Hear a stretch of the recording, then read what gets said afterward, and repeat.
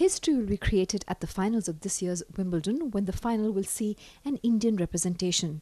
Not as a player, not as a judge or a ball boy, but an 11-year-old Indian girl, Pinki Sonkar, will be conducting the toss for the gentlemen's singles final at centre court.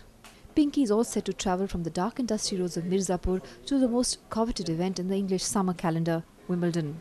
Pinki will be representing New York headquartered Smile Train Foundation, the world's largest cleft lip and palate non-profit organization. An excited Pinki said she's all set to wear her best dress. खेल में task करने जा रही हो ना? पूरा बताओ। खेल में टास्क करना। क्या कपड़े पहन के जाओगी?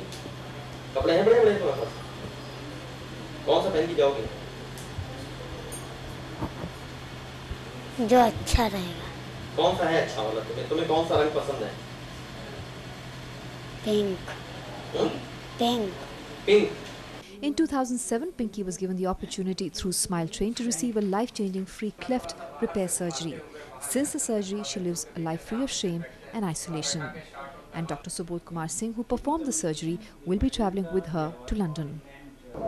ये जो सफ़र है पिंकी का ऑपरेशन से पहले से लेकर और अब विंबलडन में टॉस करने तक, ये बहुत ही महत्वपूर्ण है, न केवल पिंकी के लिए, स्माइल ट्रेन संस्था के लिए, बल्कि सभी उन बच्चों के लिए और सभी उन माता पिताओं के लिए जिनके बच्चे जन्म से कटे होठ और कटे तालू के साथ पैदा हुए। इस यात्रा में बहुत जानकारी लोगों को मिली, मीडिया के माध्यम से और अन्य माध्यमों से दुनिया के सभी लोग कटे होठ और कटे तालू के बच्चों की त्रासदी को समझे और बहुत सारे डॉक्टर्स और हॉस्पिटल्स उनके इस कष्ट का निवारण करने के लिए सामने आए, बहुत सारे डोनर्स सामने आए ताकि वो लोग जो अपना इलाज नहीं करा पा रहे हैं वो किसी तरह से अपना इलाज करा पाएँ।